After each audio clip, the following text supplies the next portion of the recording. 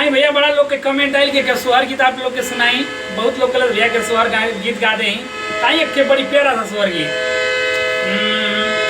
और की जुगा जुगा जिए सोला नवा भवनवा के भाग जागल हो।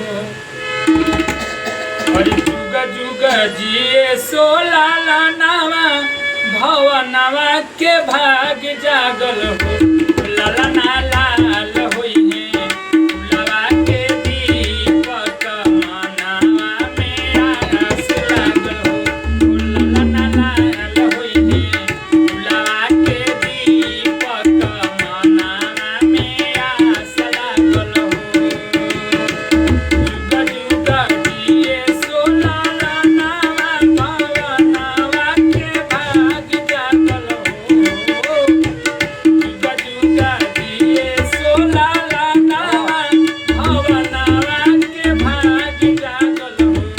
लाला ना लाल होई है फुलवा के दीपक मनवा में आस लागल हो।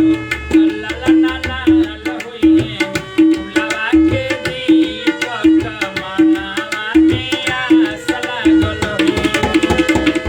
नाची नाची गावेली बहिनिया कलाल के खेला